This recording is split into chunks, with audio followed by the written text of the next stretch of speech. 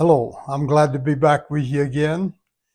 Taking Smokey to the next step after I had him broken to the rope, and he just became a good using horse for us on our uh, ranch that we had. It was a small, diversified farm and ranch combination. We had beef cattle, and we had a small dairy herd, uh, and we raised truck crops, lots of watermelons and cantaloupes for the market.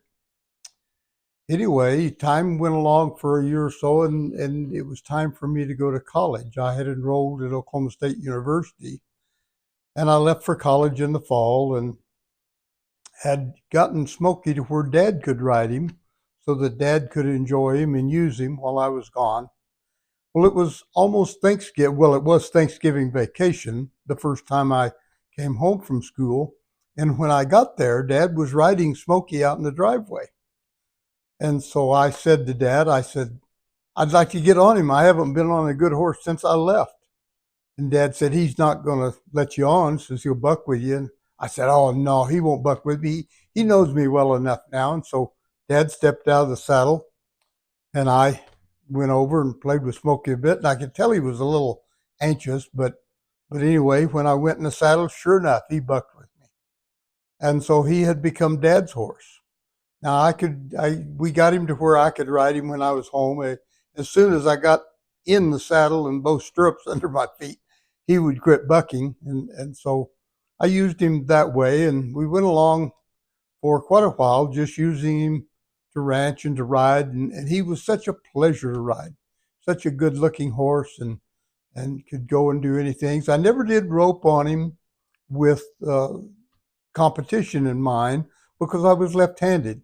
And if you're training a roping horse, you need to train them for the right-handed people or most of the ropers, and the horse sets up just to the left side of the calf, so the calf is in line for the roper to rope.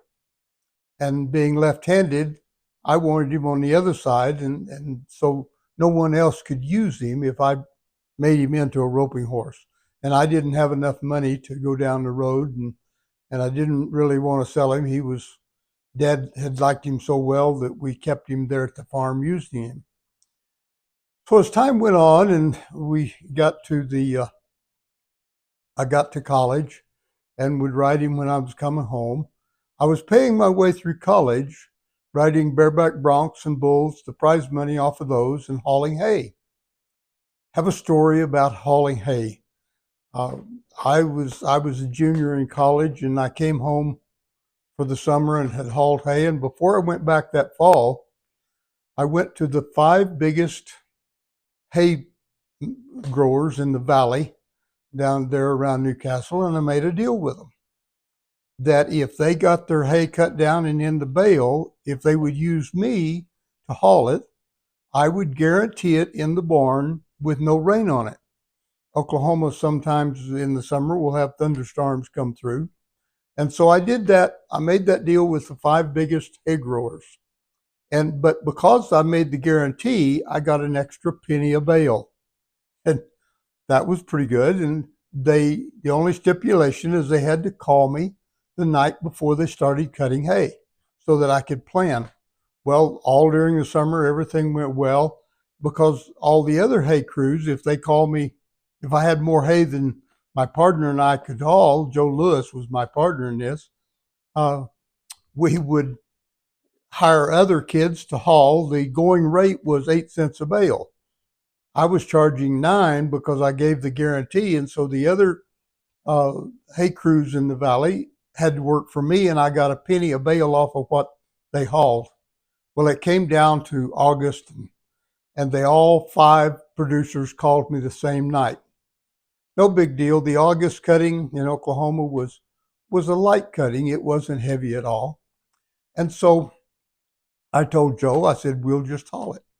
And well, I had called some of the other hay crews, and first one these partners out of town, and they were going out of town, and so I told Joe, we'll just haul it. Well, we started one morning early, and our normal hauling, we like to put 1,000 bales a day in the barn, and that we would quit. The truck got 2 cents, and each of us got 3 cents. Uh, So 1,000 bale in the barn was $30 a day, and for each of us. And so uh, we started early one morning. Well, that night we were hauling because we knew we had extra hay. We had 1,500 bales of hay in the barn. It was about 9:30 at night, and way in the west in Oklahoma we could see lightning.